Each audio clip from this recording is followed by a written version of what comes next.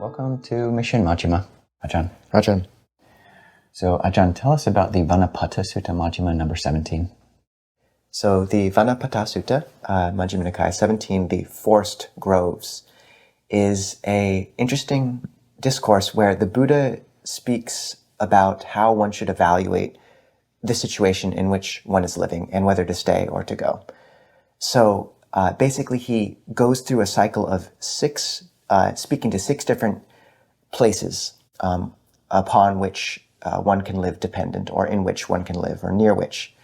And then with each place goes through four different kind of instances of one's practice and requisites within that place, determining whether one should leave or stay. So the first situation or place the Buddha speaks to is this secluded grove or forest grove, Vanapattha. Ajahn Jeff translates it as forest hinterland. And the Buddha says that if, while dwelling in such a place, a practitioner is, their practice is not progressing, their mindfulness is not becoming established, samadhi is not deepening, and they're not achieving liberation, and they are not easily receiving requisites, then they should leave.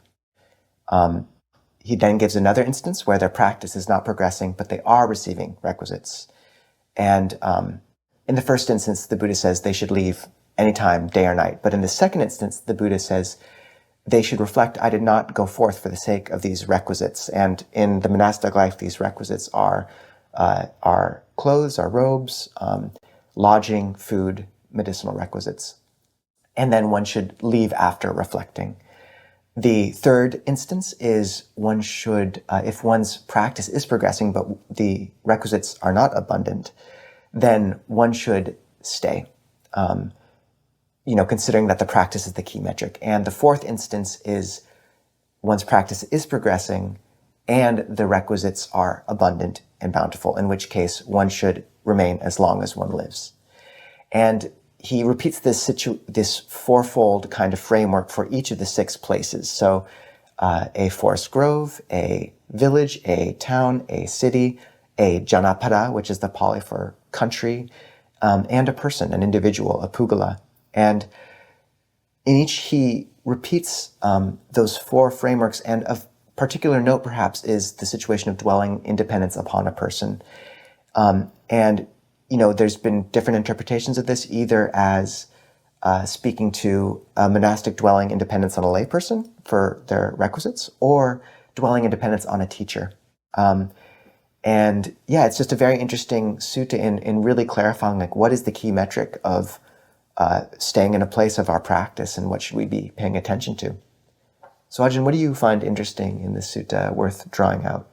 One reason I love this sutta, and why I've recommended it to other people, is that it gives a great kind of touchstone for evaluating where you're going to practice. Like a lot of people have this question, what monastery should I go to? What teacher should I go live with? What meditation center should I go and practice at?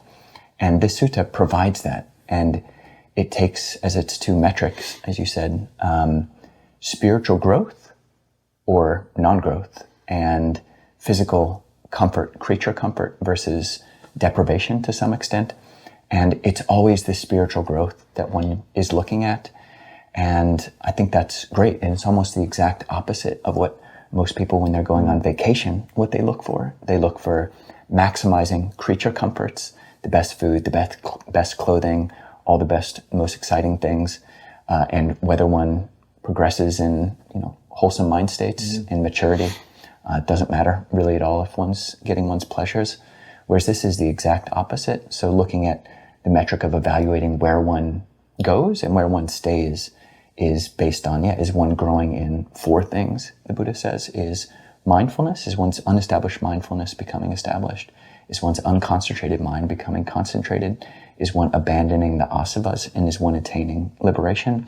And I feel something else which is really important is virtue. And this is when I'm kind of assuming in this sutta that the Buddha is talking to monks who are monastics, who are well established in their precepts, because he doesn't mention that.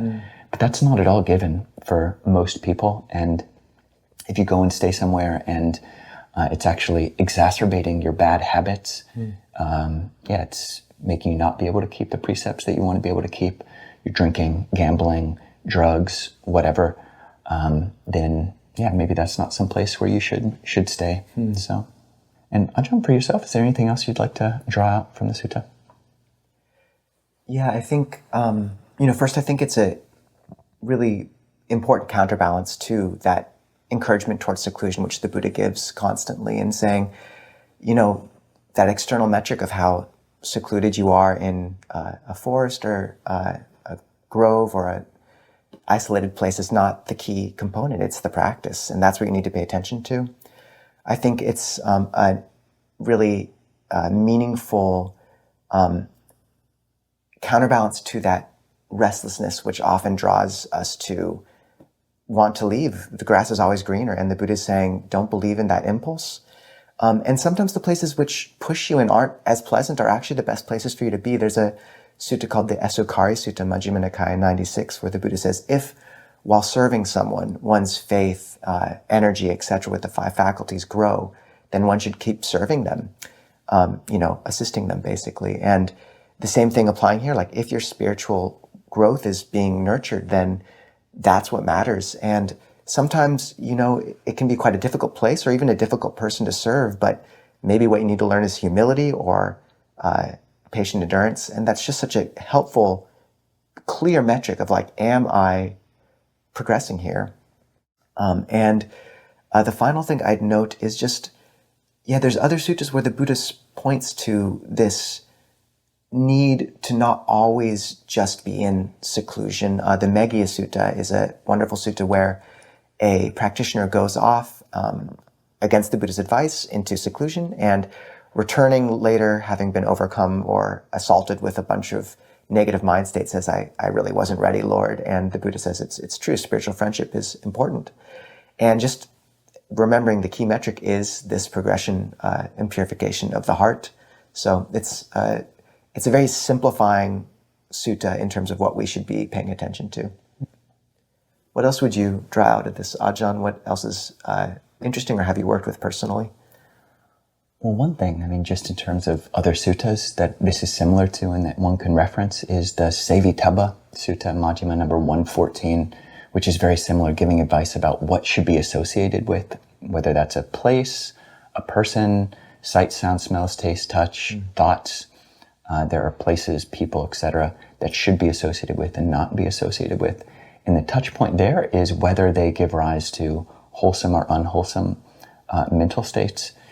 And it's interesting, when people have asked me about what monastery or place they should visit in the past, I say, you should refer to this sutta, the Vanapattha Sutta. And what the Buddha says is that you should ask yourself, is staying at this place giving rise to wholesome mental states and helping you abandon unwholesome mental states? But actually, that was a misremembering. The Buddha doesn't actually say that explicit thing here, even though he does say it in the Sevitabha Sutta. Here he's more focusing on, does it establish mindfulness? So this is an interesting point, because often when you go to some place, you've got all sorts of wholesome and unwholesome mental states, and some are going up and some are going down. Say like I go someplace and there's a challenging person there, and it's actually giving rise to more anger. But if my mindfulness is going up as well, and I'm recognizing that, then maybe I should stay, even if my anger is going up. So I think this is a rather good metric to, is my mindfulness, am I catching, am I more aware of the mental states that are arising? And also being aware of the different types of wholesome and unwholesome states that are may or may not be arising when I go to stay someplace, and obviously trying to maximize the wholesome. But there's just such a range of wholesome and unwholesome states that we're trying to cultivate and get rid of, that this kind of more higher order check of mindfulness, is that improving, might be a more useful metric. So. Yeah, if I could just add on, I think that what you draw out there is so important. There's so many places we could go into with this sutta, but that is the key one, that we follow our likes and dislikes. And I feel like, just as people of personality types, often monasteries do, or situations do, greed, hatred, delusion.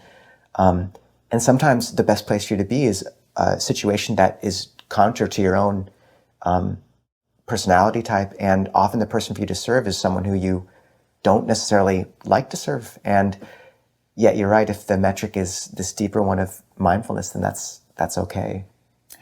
So Ajahn, what is the word of the day? The word of the day is parikara, and that means requisite. It's one of the 4 requisites which we spoke of: food, clothing, lodging, and medicinal requisites as a monastic, and it comes from the root kar, which means to do or to make. All right.